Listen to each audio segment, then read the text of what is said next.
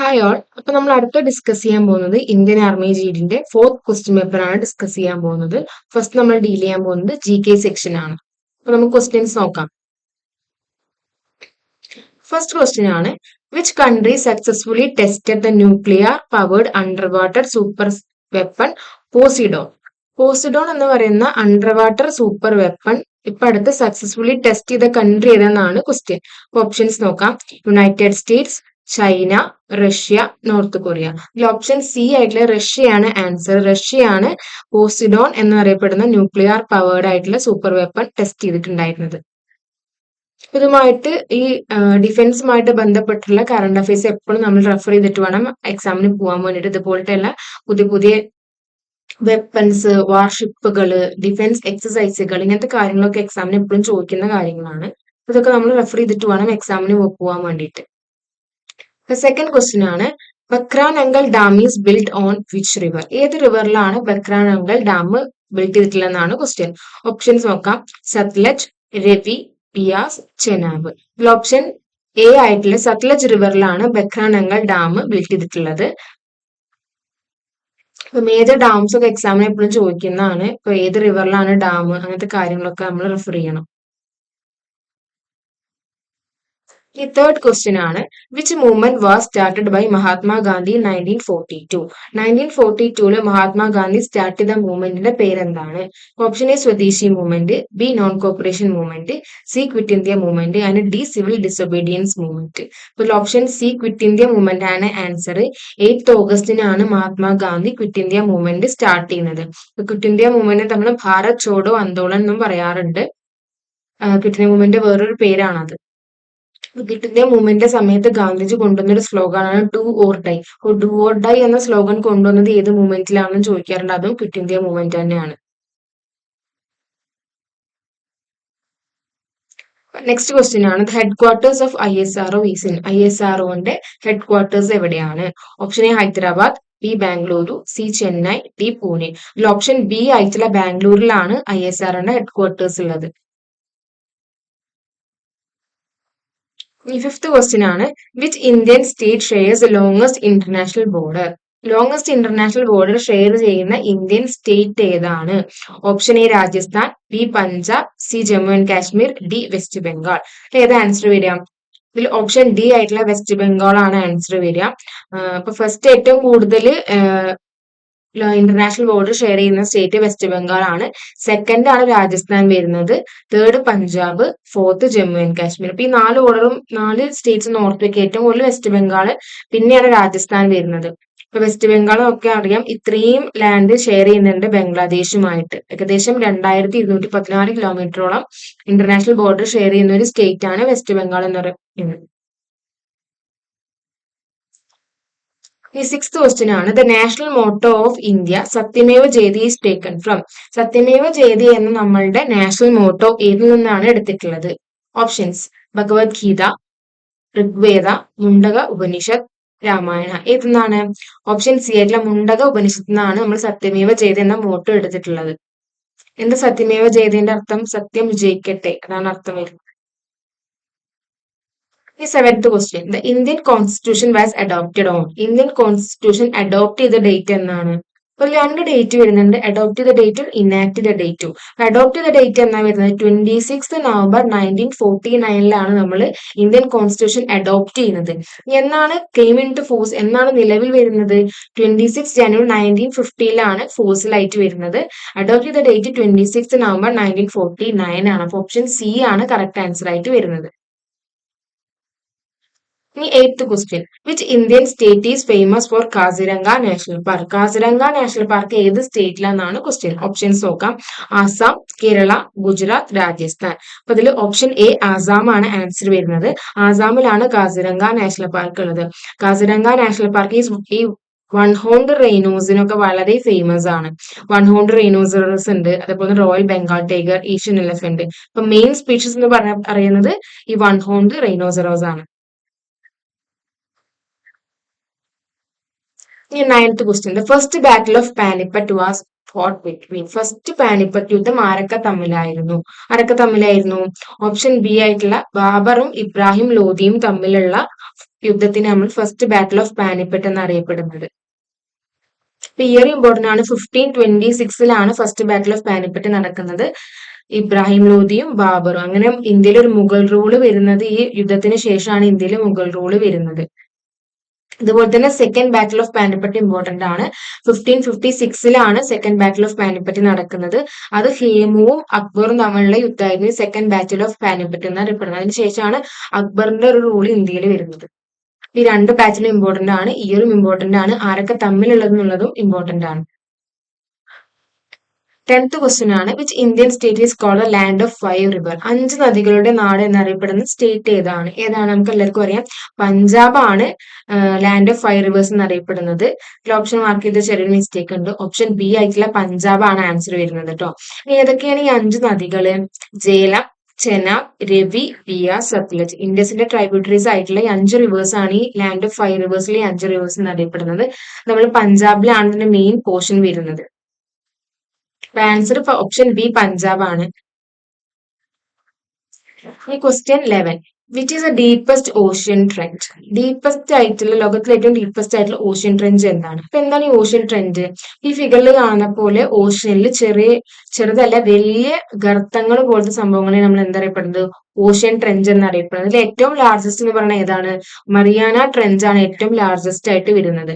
ഇവിടെ ഈ ഫിഗർ നോക്കി അറിയാം, മൗണ്ട് എവറസ്റ്റിന്റെ ഹൈറ്റ് ആണ് ഏകദേശം ഈ കാണിക്കുന്നത്. ഇതാണ് മറിയാന ട്രെഞ്ചിന്റെ ഡെപ്ത്. അപ്പൊ നമുക്കറിയാം മൗണ്ട് എവറസ്റ്റിനെക്കാട്ടിലും ഡെപ്ത് ഉള്ള ഒരു ട്രെഞ്ചാണ് എന്തറിയപ്പെടുന്നത്? ഈ മറിയാന ട്രെഞ്ച് എന്ന് പറയുന്നത്.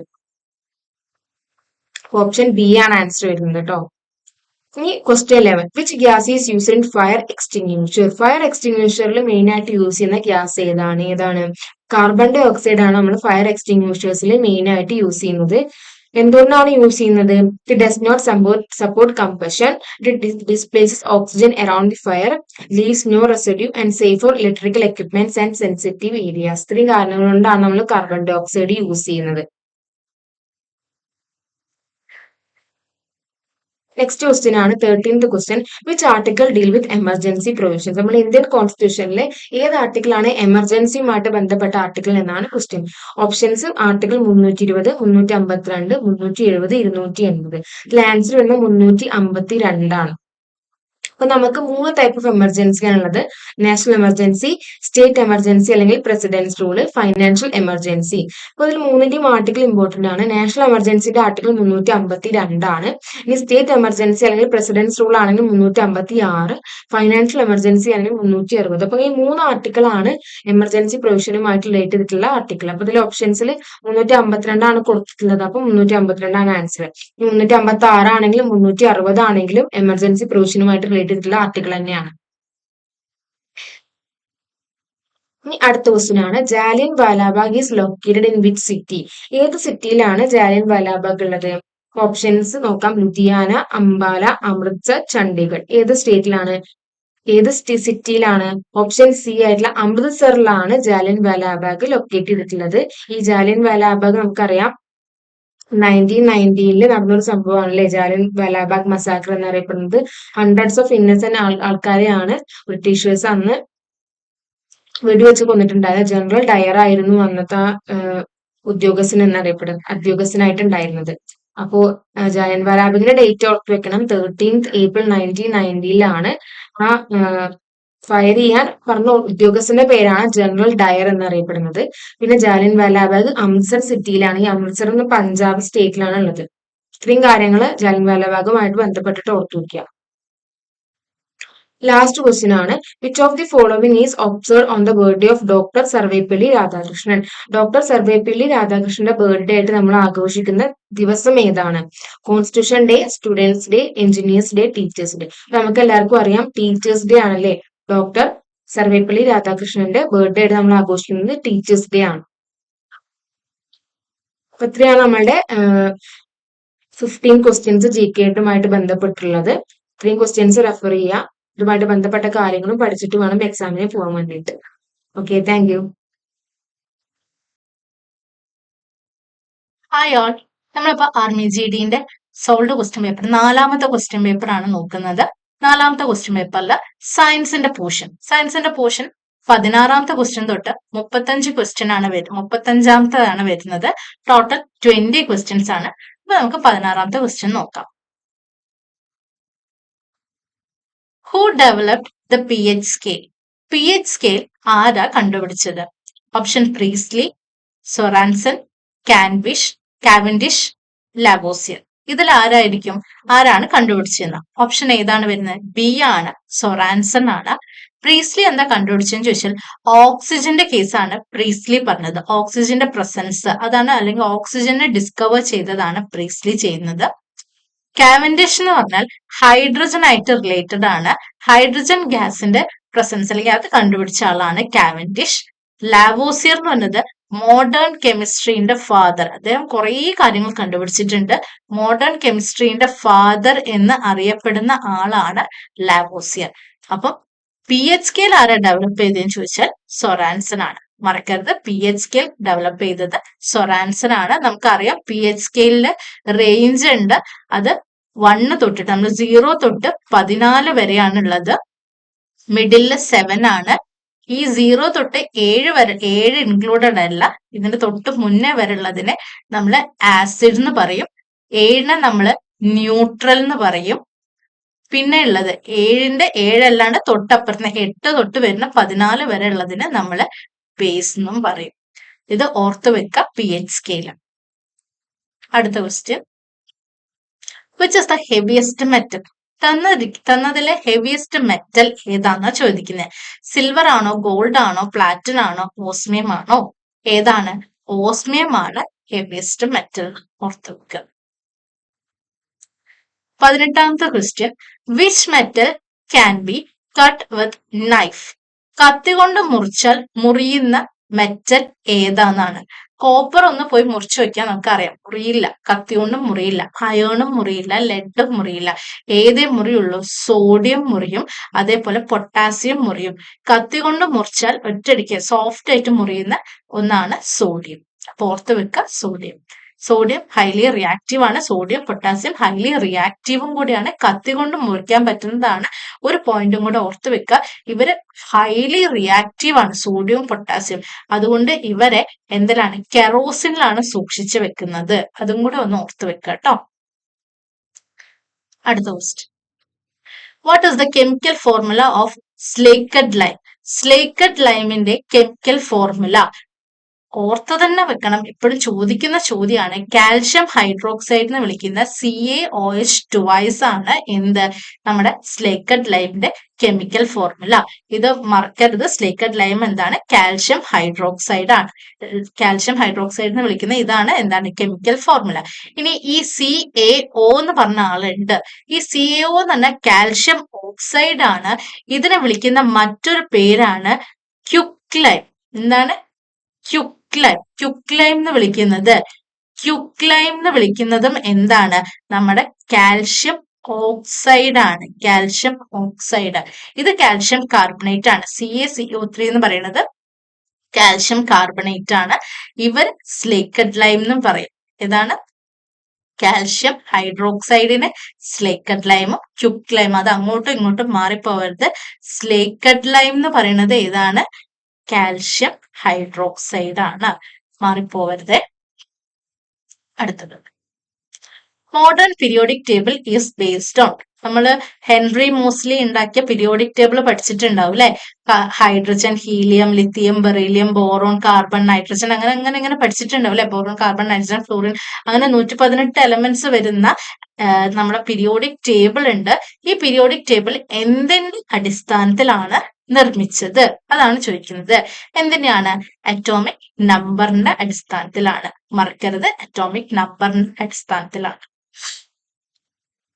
അടുത്തത്, which of the following is not an ore of iron? അയേണിന്റെ ഓറ് അല്ലാത്തത് ഏത് എന്നാണ് ചോദിച്ചത്. അപ്പം ഇതിൽ ഏതൊക്കെയോ അയേണിന്റെ ഓറാണ്, ഏതോ ഒന്ന് മാത്രമേ അയേണിന്റെ ഓർ അല്ലാത്തതുള്ളൂ. ഓപ്ഷൻസ് നോക്കാം. Siderite, magnetite, hematite, cuprite. അപ്പൊ ഇതില് കുപ്രൈറ്റ് ആണ് എന്ത്? അയേണിന്റെ ഓർ അല്ലാത്തത്. പേരുന്ന് എവിടെന്നെങ്കിലും നിങ്ങൾക്ക് ഇത് എന്തിന്റെ ഓറായിരിക്കും എന്ന് കിട്ടുന്നുണ്ടോ? കുപ്രൈറ്റ് എന്തിന്റെ ഓറാണ്? കോപ്പറിന്റെ ഓറാണ്. ഏതാണ്? കോപ്പറിന്റെ ഓറാണ്. അപ്പം അയോണിന്റെ ഓർ ചോദിച്ചു കഴിഞ്ഞാൽ ഏതൊക്കെയാണ്? സിഡറൈറ്റ് ഉണ്ട്, മാഗ്നറ്റൈറ്റ് ഉണ്ട്, ഹെമറ്റൈറ്റ് ഉണ്ട്. അങ്ങനെയാണെങ്കിൽ ബോക്സൈറ്റ് എന്തിന്റെ ഓറാണ്? അലൂമിനിയത്തിന്റെ ആണ് കേട്ടോ. അലൂമിനിയത്തിന്റെ ഓറാണ് ബോക്സൈറ്റ്, മറക്കരുത്. അടുത്തത്, ഏത് ടെമ്പറേച്ചർ ആണ് സെൽഷ്യസ് സ്കെയിലും ഫാരൻഹീറ്റ് സ്കെയിലും ഈക്വൽ ആയിട്ട് വരുന്നത്? നമുക്കറിയാം ടെമ്പറേച്ചർ സെൽഷ്യസിൽ അളക്കും, ഫാരൻഹീറ്റിൽ അളക്കും, കെൽവിനിൽ അളക്കും. ഇതിൽ ഏതോ ഒരു ടെമ്പറേച്ചർ സെൽഷ്യസിലും ഫാരൻഹീറ്റിലും തുല്യമാണെന്ന് പറയുന്നുണ്ട്. അത് ഏതാന്ന് ചോദിച്ചാൽ -40 ഡിഗ്രി സെൽഷ്യസ്. അത് കൃത്യമായിട്ട് അങ്ങനെ തന്നെ പഠിക്കാം. -40 ഡിഗ്രി സെൽഷ്യസ് എന്നത് സെൽഷ്യസ് സ്കെയിലും ഫാരൻഹീറ്റിലും ടെമ്പറേച്ചർ ഈക്വൽ ആയിരിക്കും. അടുത്തത്, കൂളും ഇസ് ദ യൂണിറ്റ്. 23ാമത്തെ ക്വസ്റ്റ്യൻ ആണ്. 23ാമത്തെ ക്വസ്റ്റ്യൻ ആണ്. കൂളും എന്തിന്റെ യൂണിറ്റ് ആണ്? എന്തിന്റെ യൂണിറ്റ് ആണ്? കറണ്ടിന്റെ യൂണിറ്റ് ആണോ? പൊട്ടൻഷ്യൽ ഡിഫറൻസ് ആണോ? റെസിസ്റ്റൻസ് ആണോ? ചാർജ് ആണോ? കറണ്ടിന്റെ SI യൂണിറ്റ് എന്താണ്? ആംപിയർ ആണ്. നമുക്കറിയുന്നതാണ്, ഫണ്ടമെന്റൽ യൂണിറ്റ്സിൽ വരുന്ന ഒരാളാണ്. പൊട്ടൻഷ്യൽ ഡിഫറൻസിന്റെ യൂണിറ്റ് എന്താണ്? വോൾട്ട് ആണ്. റെസിസ്റ്റൻസിന്റെ യൂണിറ്റ് എന്താണ്? ഓം ആണ്. അപ്പം ഏതേ ഉള്ളൂ, കൂളും എന്തിന്റെ യൂണിറ്റ് ആണ്? ചാർജിന്റെ യൂണിറ്റ് ആണ് കൂൾ. മറക്കരുത്, കൂളും എന്തിന്റെ യൂണിറ്റ് ആണ്? ചാർജിന്റെ SI യൂണിറ്റ് ആണ്. അടുത്തത്, what is the escape velocity of earth?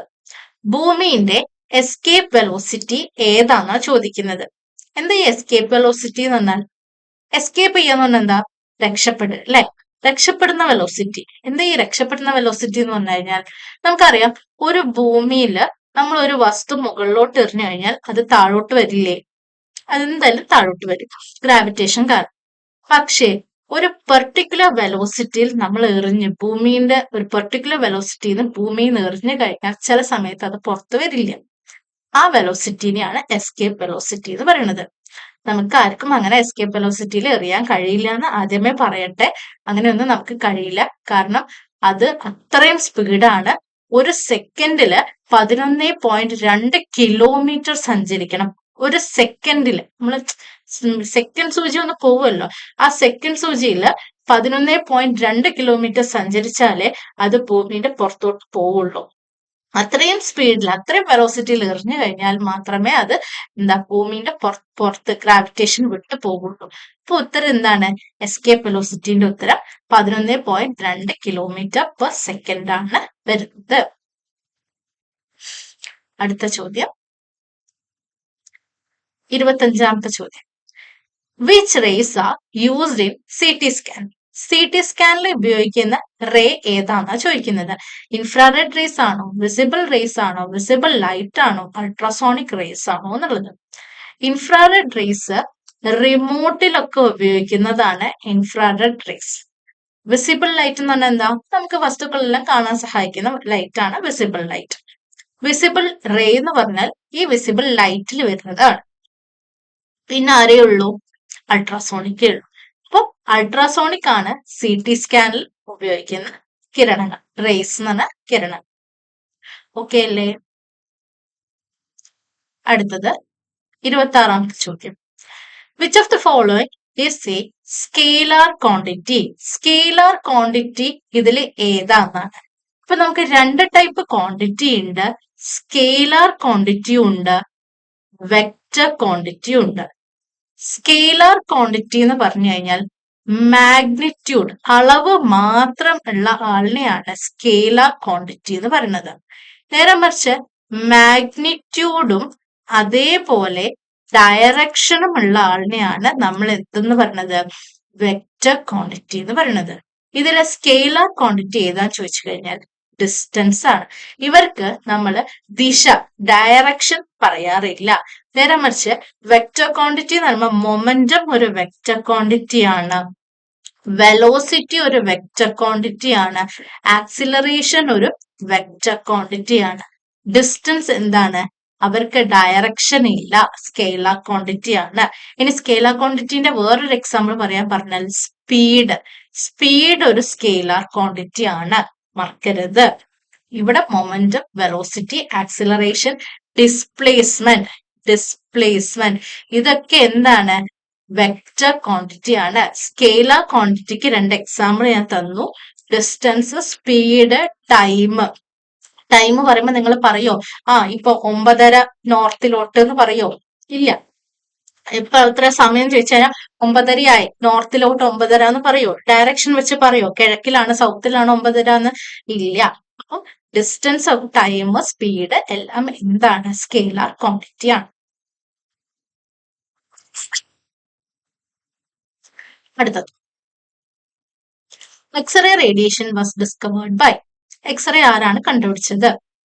J Thomson ആണോ? ബാഗസ് ആണോ? ജൊഹാൻസൺ ആണോ? റോൺട്ടൺ ആണോ? ആരാണ് കണ്ടുപിടിച്ചത്? റോൺട്ടൺ ആണ് എക്സ്റേ കണ്ടുപിടിച്ചത്. ഇതില് കണ്ടുപിടിച്ച് നിങ്ങൾക്ക് കൂടുതലായിട്ട് ഇവിടുത്തെ ഒന്നും പഠിക്കണ്ട. എന്നാലും ജെ തോംസൺ നമ്മൾ അറിയുന്ന കാര്യമാണ്. എന്താണ് ജെ തോംസൺ? നമ്മൾ ഇലക്ട്രോണിന്റെ കാര്യങ്ങളൊക്കെ പറഞ്ഞു അല്ലെ. ബാഗസ് നമ്മൾ പറഞ്ഞു. കാനൽ റേസ് ആണ് ഇയാൾ കണ്ടുപിടിച്ചത്. ഇയാൾ കണ്ടുപിടിച്ച കാനൽ റേസിനെ കുറിച്ച് പഠനം നടത്തിയ ആളാണ് ജോൺസൺ. റോൺട്ടൺ ആണ് എക്സ്റേ റേഡിയേഷൻ കണ്ടുപിടിച്ചത്. അടുത്ത ചോദ്യം വരുന്നത് 28ാമത്തെ ചോദ്യമാണ്. The purest form of carbon. കാർബണിന്റെ പ്യൂറസ്റ്റ് ഫോം ഏതാണെന്ന ചോദ്യം. എന്തായാലും കാർബണും അയോണും റിലേറ്റഡ് അല്ല. ഇപ്പൊ നമുക്ക് ഓപ്ഷൻ എ ഒഴിവാക്കാം. പിന്നെ ഉള്ളത് കോളാണ്. കോളിൽ കാർബൺ ഉണ്ട്, പക്ഷെ അത് അതിന്റെ പ്യൂറസ്റ്റ് ഫോം അല്ല. ഇനി കാർബണിന്റെ രണ്ട് ഫോം തന്നെ നമുക്ക് എലോട്രോപ്പ് എന്ന് പറയാം. കാർബണിന്റെ രണ്ട് ഫോം തന്നെയാണ് ഗ്രാഫൈറ്റും ഡയമണ്ടും. കാണുമ്പോൾ നമ്മൾ വിചാരിക്കും കാർബൺ ആയിട്ട് ഒരു ബന്ധവും ഇല്ല ഡയമണ്ട് എന്നുള്ളത്. പക്ഷെ കാർബൺ എന്റെ പ്യൂറസ്റ്റ് ഫോം ഏതാന്ന് ചോദിച്ചു കഴിഞ്ഞാൽ അത് ഡയമണ്ട് ആണ്. ഗ്രാഫൈറ്റ് പ്യൂറസ്റ്റ് ഫോം അല്ല. കാർബണിന്റെ ഫോം തന്നെയാണ്, പക്ഷെ പ്യൂറസ്റ്റ് അല്ല. എന്താണ്? ഡയമണ്ട് കാർബണിന്റെ പ്യൂറസ്റ്റ് ഫോം ആണ്. ഓർത്തു വെക്കുക. അടുത്തത്, എ ബാലൻസ്ഡ് ഡയറ്റ് കണ്ടെയ്ൻ. സമീകൃത ആഹാരത്തിൽ എന്തൊക്കെ ഉണ്ടാവണം? പ്രോട്ടീന് വേണം, വൈറ്റമിൻസ് വേണം, കാർബോഹൈഡ്രേറ്റ് വേണം, ആവശ്യത്തിന് ന്യൂട്രിയൻസ് വേണം, വെള്ളം ഒക്കെ വേണം. അപ്പൊ ഇതിന്റെ ഓപ്ഷൻ എന്തായിരിക്കും? All of this. 30ാമത്തെ ക്വസ്റ്റ്യൻ ആണ്. Vitamins that destroyed during cooking. പാചകം ചെയ്യുമ്പോൾ നഷ്ടപ്പെടുന്ന വൈറ്റമിൻ ഏതാന്നാ ചോദിച്ചത്. വൈറ്റമിൻ എ ഉണ്ട്, ബി ഉണ്ട്, സി ഉണ്ട്, കെ ഉണ്ട്. അപ്പൊ കുക്ക് ചെയ്യുമ്പോൾ, കുക്കിംഗിന്റെ ഫസ്റ്റ് ലെറ്റർ എന്താ? കുക്കിംഗിന്റെ ഫസ്റ്റ് ലെറ്റർ സി ആണ്. അപ്പൊ കുക്ക് ചെയ്യുമ്പോൾ നഷ്ടപ്പെടുന്ന വൈറ്റമിൻ ഏതായിരിക്കും? വൈറ്റമിൻ സി തന്നെ. സിന്റെ രാസനാമം എന്താ? കെമിക്കൽ നെയിം എന്താ? മറന്നു പോകരുത്. എസ്കോബിക് ആസിഡ് ആണ് കെമിക്കൽ നെയിം. ഇനി ഈ എസ്കോബിക് ആസിഡ്, വൈറ്റമിൻ സി അടങ്ങുന്ന ഫ്രൂട്ട്സിൽ കാണപ്പെടുന്ന ആസിഡ് ഏതാണ്? സിട്രിക് ആസിഡ് ആണ് വരുന്നത്. മറന്നു പോകരുത്. വൈറ്റമിൻ എ എന്ന് പറഞ്ഞാൽ റെറ്റിനോൾ ആണ്. വൈറ്റമിൻ എ റെറ്റിനോൾ ആണ്.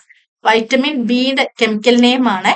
ബി നമ്മൾ കുറച്ച് പറഞ്ഞു അല്ലെ. B1 ഉണ്ട്, B2 ഉണ്ട്, B3 ഉണ്ട്, B5 ഉണ്ട്, B6 ഉണ്ട്, B7 ഉണ്ട്, B9 ഉണ്ട്, B12 ഉണ്ട്. ഇവരുടെ ഒക്കെ പേര് പഠിച്ചു വെക്കണം. വൈറ്റമിൻ സി നമ്മൾ പറഞ്ഞു, എസ്കോബിക് ആസിഡ്.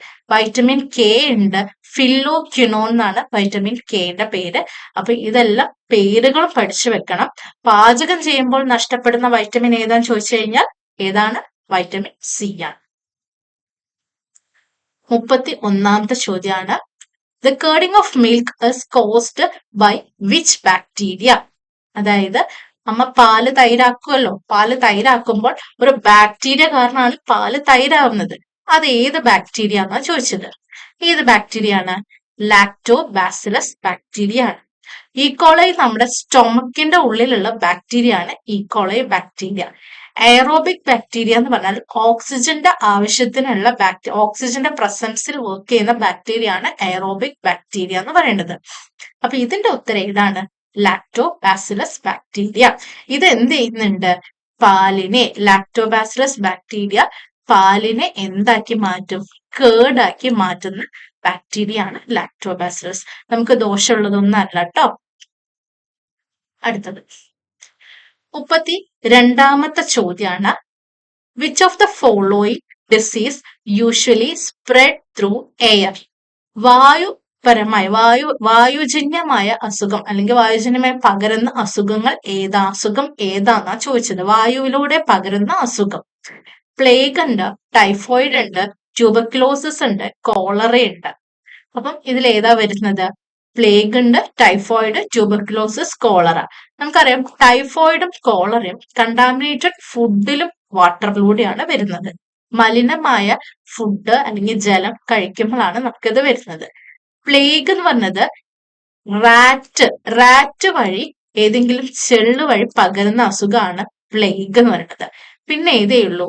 TB ആണ്, ട്യൂബർക്ലോസിസ് ആണ്. ട്യൂബർക്ലോസിന്റെ എന്താണ്? എയർ. TB എന്ന് പറഞ്ഞാൽ എന്താ? ക്ഷയം അല്ലെ? ഈ ക്ഷയം എന്നുള്ള അസുഖം എയർ ത്രൂ ആണ് സ്പ്രെഡ് ചെയ്യുന്നത്. അങ്ങനെയാണെങ്കിൽ എയർ ത്രൂ സ്പ്രെഡ് ചെയ്യുമ്പോൾ നമ്മൾ ആ എയർ ശ്വസിക്കുന്നു അല്ലെ? രോഗാണുക്കളുള്ള TBന്റെ ബാക്ടീരിയ അടങ്ങിയ ആ അസുഖം രോഗാണുക്കൾ അടങ്ങിയത് നമ്മൾ ശ്വസിച്ച് ശ്വസിച്ചു കഴിഞ്ഞാൽ എവിടെയായിരിക്കും നമ്മളെ എഫക്ട് ചെയ്യുക? നമ്മൾ ലങ്സിലായിരിക്കും എഫക്ട് ചെയ്യുക. റെസ്പിറേറ്ററി സിസ്റ്റത്തിൽ എഫക്ട് ചെയ്യുന്ന ഒരു അസുഖം കൂടിയാണ് ട്യൂബർക്യുലോസിസ്. ഓർത്തു വെക്കുക. 33ാമത്തെ ചോദ്യമാണ് short sightedness is due to. Short sight എന്ത് കാരണമാണ് ഉണ്ടാകുന്നത്? ഐറിസ് ഷിഫ്റ്റ് ചെയ്തിട്ടാണോ? വീക്കർ മസിൽ കാരണമാണോ? ഇലോങ്ങേഷൻ ഓഫ് ഐബോൾ ആണോ? വീക്കനിങ് ഓഫ് ദ റെറ്റിന ആണോ? അതായത് നമ്മള് ഷോർട്ട് സൈറ്റ് എന്ന് പറയണില്ലേ? അടുത്തുള്ളത് കാണാം, ദൂരത്തുള്ളത് കാണാൻ കഴിയില്ല. അത് എന്തുകൊണ്ടാന്ന് ചോദിച്ചു കഴിഞ്ഞാൽ elongation of eyeball.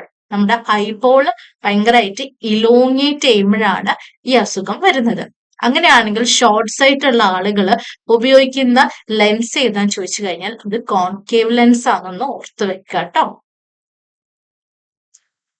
Next question 34ാമത്തെ question ആണ് which disease occurs due to the lack of resistance of insulin. ഇൻസുലിന്റെ കുറവ് മൂലം ഉണ്ടാകുന്ന അസുഖം ഏതാന്നാ ചോദിക്കുന്നത്. ഏതാണ്? ഫ്ലൂ ആണോ? ഡയബറ്റിസ് ആണോ? കഫ് ആണോ? ബെറിബറി ആണോ? നമുക്ക് ഇൻസുലിൻ ആയിട്ട് റിലേറ്റഡ് നമുക്കറിയാം അല്ലെ? എന്ത് കുറഞ്ഞു കഴിഞ്ഞാൽ നമ്മൾ ഇൻസുലിൻ കുത്തിവെക്കുക എന്നുള്ളത് പറയാറില്ലേ? ഇൻസുലിൻ കുത്തിവെക്കുന്നത് ആർക്കാണ്? ഷുഗർ പേഷ്യൻസിനാണ്. അതായത് ഡയബറ്റിക് ആയിട്ടുള്ള പേഷ്യൻസിനാണ് ഇൻസുലിൻ കുത്തിവെക്കുന്നത്. ഫ്ലൂ കോസ് ചെയ്യുന്ന വൈറസ് ഏതാണ്?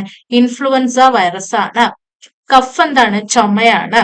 ബെറിബറി എന്നുള്ളത് B1ന്റെ ഡെഫിഷ്യൻസി, വൈറ്റമിൻ B1ന്റെ ഡെഫിഷ്യൻസി കാരണം ഉണ്ടാകുന്ന അസുഖമാണ് ബെറിബറി എന്ന് ഓർത്തു വെക്കുക. വൈറ്റമിൻ ഡെഫിഷ്യൻസി കാരണം, വൈറ്റമിൻ Bന്റെ ഡെഫിഷ്യൻസി കാരണമാണ് ഉണ്ടാകുന്നത്. അപ്പൊ ഇൻസുലിൻ എന്ന് പറയുന്നത് ഡയബറ്റിസ് ആയിട്ട് റിലേറ്റഡ് ആണ്. നമ്മുടെ ലൈഫ് സ്റ്റൈൽ, ജീവിതശൈലി കാരണം ഉണ്ടാകുന്ന ഒരു അസുഖമാണ് insulin, diabetes.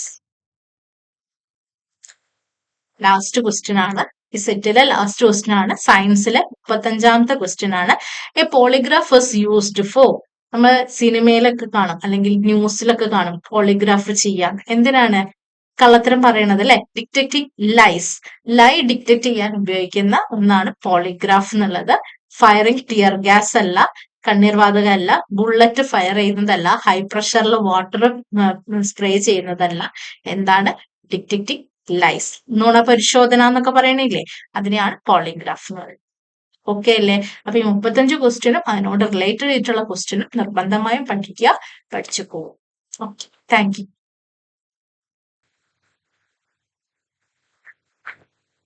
Model question paper 4 maths part 36 മുതൽ 50 വരെയുള്ള ക്വസ്റ്റ്യൻ നമുക്ക് ഡിസ്കസ് ചെയ്യാം. 36ാമത്തെ ക്വസ്റ്റ്യൻ.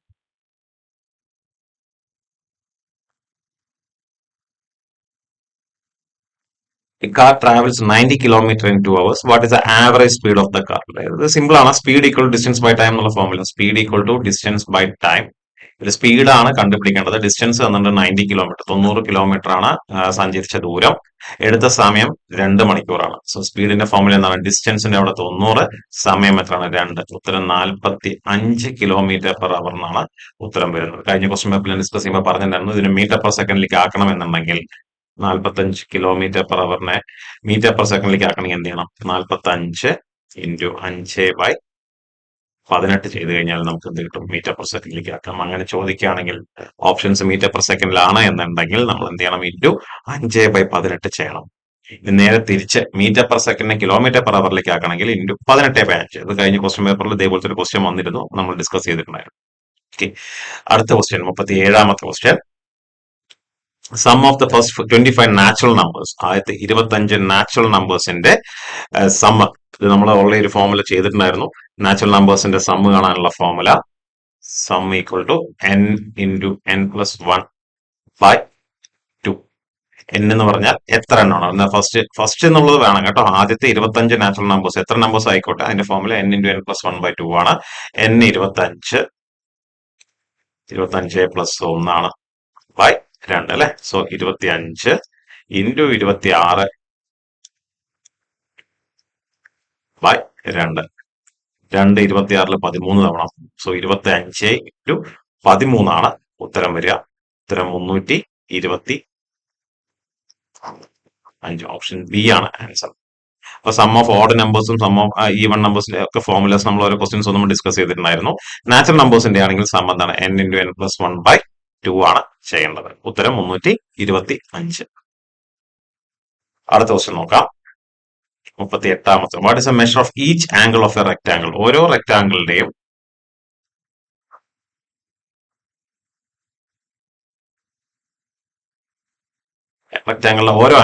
ഓരോ ആംഗിളും എത്രയാണെന്നാണ് ചോദ്യം കേട്ടോ. എത്രയായിരിക്കും? 90 ഡിഗ്രി അല്ലെ. മൊത്തം എത്രയാണ്? 360 ഡിഗ്രിയാണ് വരിക. 360 ഡിഗ്രിയിലെ എന്താണ്, ഓരോന്നും 90 ഡിഗ്രിയാണ് അല്ലെ, റൈറ്റ് ആംഗിൾ ആണ്. സോ ഓരോ ആംഗിൾ എത്രയായിരിക്കും? 90 ഡിഗ്രി ആയിരിക്കും വരിക. ഇനിയിപ്പോ ഇതിന്റെ പെന്റഗൺ ആണെങ്കിൽ, പെന്റഗൺ എന്ന് പറഞ്ഞു കഴിഞ്ഞാൽ 5 സൈഡുള്ള, ഇതേപോലെ hexagon 6 സൈഡുള്ള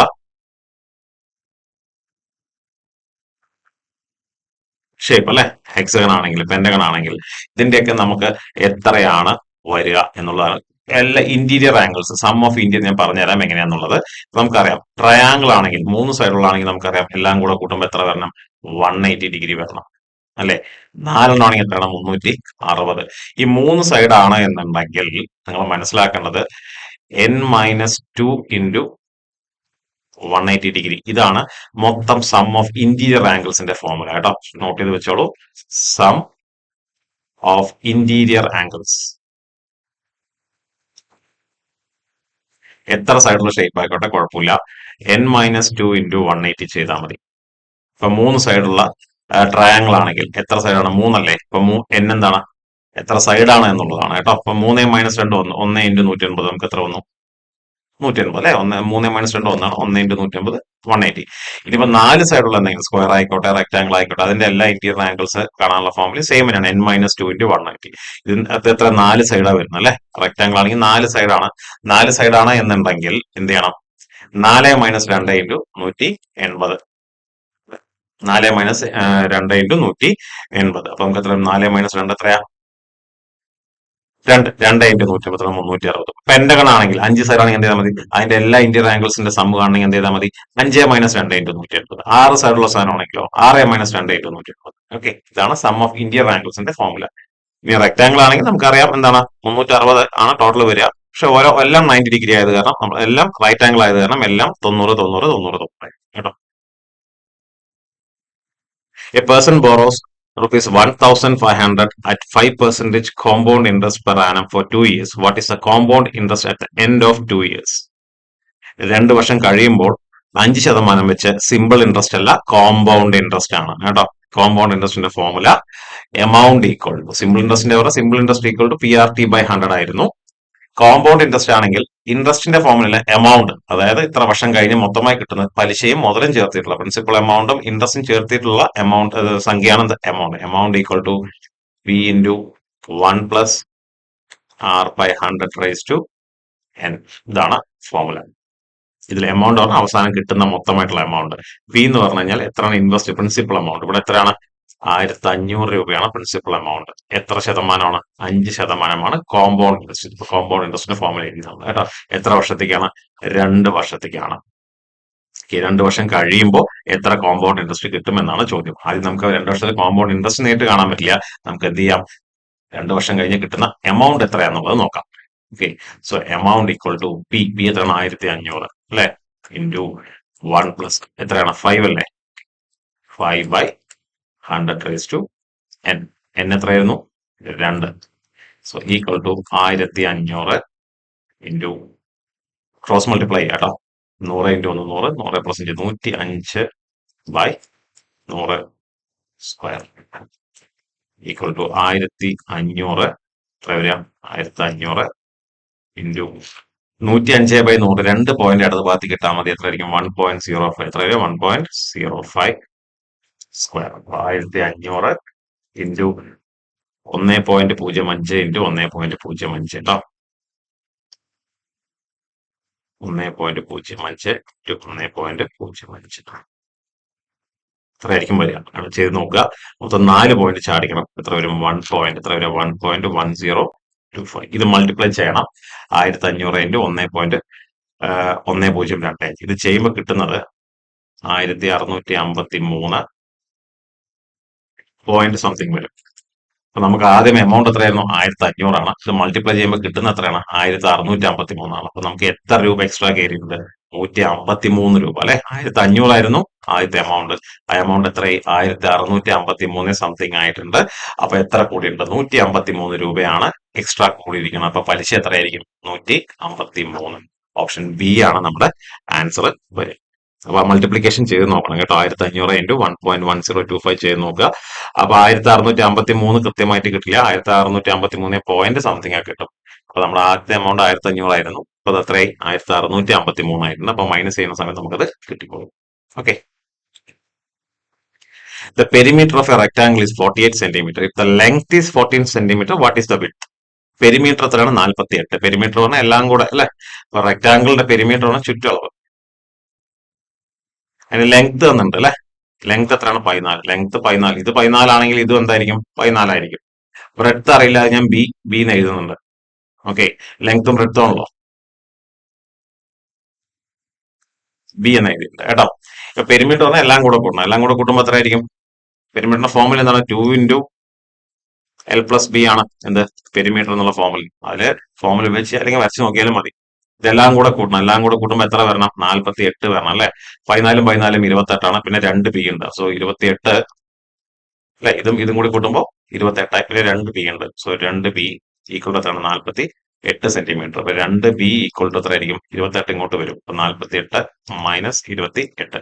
2 B equal to 20, so B equal to എത്ര ആയിരിക്കും 20/2 10 സെന്റിമീറ്റർ ആയിരിക്കും വരും. 8 സെന്റിമീറ്റർ ഈ ഫോമിൽ ഇട്ട് കൊടുത്താലും മതി.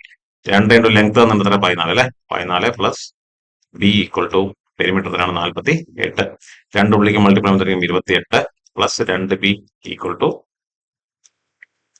48. ഇവിടെ എത്തിയില്ല, നമ്മൾ ചെയ്ത എന്താണ് ഇങ്ങോട്ടേക്ക് തന്നെ എത്തി. സോ പെരിമീറ്റർ ഫോമിൽ ഉപയോഗിച്ച് ചെയ്യാം, ചുമ്മാ അല്ലെങ്കിൽ വരച്ച് നോക്കിയാലും മതി. എല്ലാ സൈഡും കൂടെ കൂട്ടുമ്പോൾ എത്രയാണ് 48 എന്ന് പറഞ്ഞു. ബി നമുക്ക് ബ്രെഡ് എത്ര കിട്ടി, സോറി വിഡ്ത്ത് അല്ലെങ്കിൽ ബ്രെഡ് ഓക്കെ എത്രയാണ് 10 സെന്റിമീറ്റർ. അടുത്ത question, the circumference of A circle is 44 centimetre. What is it's radius? Circumference എന്ന് പറഞ്ഞാൽ പെരിമീറ്റർ ചുറ്റളവ് കേട്ടോ. സർക്കിളിന്റെ പെരിമീറ്ററിന്റെ ഫോമുല 2πr ആണ്. അത് തന്നിട്ടുണ്ട് എത്രയാണ് 44. എത്രയാണ് ചുറ്റളവ് 44 ആണെന്ന് പറയുന്നുണ്ട്. നമുക്ക് എന്താ കണ്ടുപിടിക്കേണ്ടത്? റേഡിയസ് ആണ് കണ്ടുപിടിക്കുന്നത്. പൈന്റെ വാല്യൂ നമുക്ക് അറിയാം 22/7 അല്ലെ. 22/7 into R equal to 44. R ആണ് കണ്ടുപിടിക്കേണ്ടത്. ആർ ഈക്വൽ ടു 44 ഇൻറ്റു 7 മേലോട്ട് വരും, 2ഉം 22ഉം താഴോട്ട് പോകും. 2 ഇൻറ്റു 22 22 44 2 തവണ പോകും, 2 പോകും. സോ റേഡിയസ് എത്ര ആയിരിക്കും? റേഡിയസ് 7 സെന്റിമീറ്റർ ആണ് റേഡിയസ് വരുന്നത്. സോ സർക്കിളിന്റെ 2 ഫോമുല വേണ്ടി പഠിച്ചിരിക്കും. ഏരിയ πr², പിന്നെന്താ പെരിമീറ്റർ അല്ലെങ്കിൽ സർക്കംഫറൻസ് എത്രയാണ് 2πr. അതിൽ പൈക്ക് നമുക്ക് 22/7 എന്ന് കൊടുക്കാം. പൈന്റെ വാല്യൂ നമ്മൾ 22/7 എന്ന് കൊടുക്കാം, അല്ലെങ്കിൽ പൈന്റെ വാല്യൂ 3.14 എന്ന് കൊടുക്കാം. ഞാൻ ഇപ്പൊ 22/7 ഇവിടെ കൊടുക്കാൻ കാരണം എന്താ വെച്ച് കഴിഞ്ഞാൽ 7 മേലോട്ടും 22 താഴോട്ടും പോകും. ഇപ്പൊ 22 44 കട്ട് ചെയ്ത് കളയാൻ പറ്റും. അങ്ങനെ കട്ട് ചെയ്ത് കളയാൻ പറ്റുന്ന സാഹചര്യങ്ങൾ ഉണ്ടെങ്കിൽ പൈക്ക് 22/7 കൊടുക്കുക. ഇനി കട്ട് ചെയ്യാൻ പറ്റില്ലെങ്കിൽ പൈന്റെ വാല്യൂ 3.14 എന്ന് കൊടുക്കുക. ഓക്കെ, അടുത്ത question, the largest 3-digit prime number. 3 അക്കമുള്ള ഏറ്റവും വലിയ പ്രൈം നമ്പർ ഏതാണ് എന്നാണ് ചോദ്യം. 3 അക്കമുള്ള ഏറ്റവും വലിയ നമ്പർ ഏതാണ്? 999 ആണ് അല്ലെ. ഇത് കണ്ടാൽ തന്നെ നമുക്ക് 3 കൊണ്ട് ഡിവൈഡ് ചെയ്യാൻ പറ്റും. ഏതെങ്കിലും നമ്പർ വേറെ നമ്പർ ഡിവൈഡ് ചെയ്യാൻ പറ്റി കഴിഞ്ഞാൽ അതിനെ കോമ്പോസിറ്റ് നമ്പർ ആണെന്ന് പറയാം. അത് പ്രൈം നമ്പർ ആയിരിക്കില്ല അല്ലെ. നമ്മുടെ ഫസ്റ്റ് പ്രൈം നമ്പർ ഏതാണ്? 2 ആണ്. 1 കൺസിഡർ ചെയ്തത് 1 സ്പെഷ്യൽ കേസ് ആണ്. ഫസ്റ്റ് പ്രൈം നമ്പർ 2 ആണ്. സെക്കൻഡ് പ്രൈം നമ്പർ 3 ആണ്. പിന്നെ 5, 4 കണ്ടില്ലേ? 4 അല്ലാത്ത 4 നമുക്ക് 2 കൊണ്ട് ഡിവൈഡ് ചെയ്യാൻ പറ്റും. അത് കോമ്പോസിറ്റ് നമ്പർ എന്ന് പറയാം.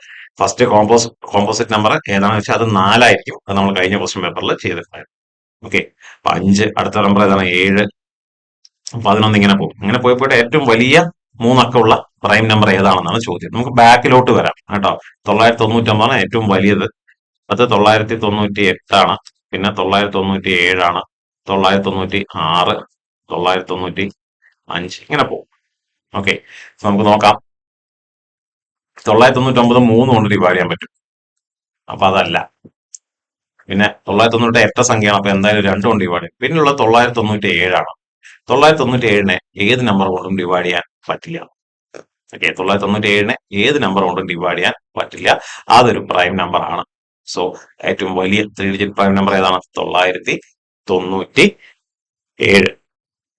ഓക്കെ, അടുത്ത question. A man borrows rupees 4,000 at 6% simple interest per annum. What will be the total interest for 5 years? 5 വർഷത്തേക്ക് എത്രയാണ് സിമ്പിൾ ഇൻട്രസ്റ്റ് എന്നാണ് ചോദിക്കുന്നത്. എത്ര രൂപ വാങ്ങിച്ചിരിക്കുന്നത്? 4000 രൂപയാണ്. എത്ര ശതമാനമാണ് പലിശ? 6% പലിശ. ഓക്കെ, അപ്പൊ 6% വെച്ചിട്ട് 5 വർഷത്തേക്ക് സിമ്പിൾ ഇൻട്രസ്റ്റ് ആണ് ചോദിക്കുന്നത് അല്ലെ. അപ്പൊ സിമ്പിൾ ഇൻട്രസ്റ്റ് ആണെങ്കിൽ അതിന്റെ ഫോർമുല എഴുതാം. Simple interest equal to P into R into T by 100. Simple interest എത്ര എന്നാണ് ചോദ്യം കേട്ടോ. അപ്പൊ simple interest equal to P എന്ന് പറഞ്ഞാൽ പ്രിൻസിപ്പൽ എമൗണ്ട് മുതൽ എത്രയാണ്? 4000 രൂപയാണ് principal amount. Rate of interest എത്രയാണ്? 6% ആണ്. 6 എത്ര വർഷത്തേക്കാണ്? 5 വർഷത്തേക്കാണ്. 5 ഡിവൈഡ് ബൈ 100. ഇത് ചെയ്ത് നമുക്ക് ഡയറക്റ്റ് ആയിട്ട് ആൻസർ കിട്ടും. 0 കട്ട് ചെയ്ത് കളയുന്നു. 4 into 6 40 അല്ല, അത് 4 into 6 4 into 6 24 ആണ്. 24 into 5 120 ആണ്. പിന്നെ ഒരു 0 ബാക്കിയുണ്ട്. സോ മൾട്ടിപ്ലൈ ചെയ്യുമ്പോൾ 1200 ആൻസർ കിട്ടും. ഓക്കെ, സിമ്പിൾ ഇൻട്രസ്റ്റിന്റെ ഡയറക്റ്റ് ആയിട്ട് ഫോർമുല ഉപയോഗിച്ചു. PRT simple interest equal to PRT by 100. പക്ഷെ കോമ്പൗണ്ട് ഇൻട്രസ്റ്റിന്റെ ഫോർമുല ഉപയോഗിക്കുമ്പോൾ ശ്രദ്ധിക്കേണ്ടത് A ഈക്വൽ ടു എന്നാണ് വരിക അല്ലെ. നമ്മൾ ഇതിനു മുമ്പ് ചെയ്തു. എന്താണ്? A ഈക്വൽ ടു എന്നാണ് വരിക. അത് വരുന്ന സമയത്ത് ശ്രദ്ധിക്കേണ്ടത് കണ്ടില്ലേ, അതിൽ ഇൻട്രസ്റ്റ് അല്ല നമ്മൾ കണ്ടുപിടിക്കുന്നത്, മൊത്തം എമൗണ്ട് ആണ്. അപ്പൊ നമുക്ക് 1653 എന്നല്ലേ 39ാമത്തെ ക്വസ്റ്റനിൽ കിട്ടിയിട്ടുണ്ടായിരുന്നു.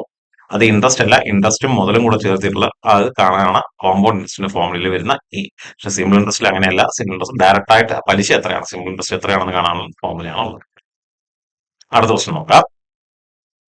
If the length of a diagonal of a rhombus is 12 cm and 16 cm, what is the area? നമ്മൾ റോംബസിന്റെ 2 കണക്ക് ചെയ്തിട്ടുണ്ടായിരുന്നു തോന്നുന്നു. റോംബസിന്റെ എന്താണ്? ഹാഫ് ഇൻറ്റു അല്ലെ, ഹാഫ് ഇൻറ്റു D1 ഇൻറ്റു ഏരിയന്റെ ഫോർമുല എന്താണ്? Half into D1 into D2. Area equal to half into D1 എന്നുണ്ട് എത്രയാണ്? 12. D2 എന്നുണ്ട് എത്രയാണ്? 16. ഇത് ചെയ്ത് കഴിഞ്ഞാൽ ഏരിയ നമുക്ക് ഡയറക്റ്റ് ആയിട്ട് കിട്ടും. 2 12 6 തവണ പോകും.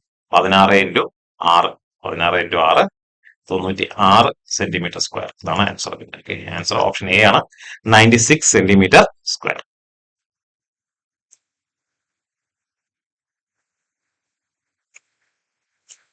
Watts the value sum of interior angles of hexagon?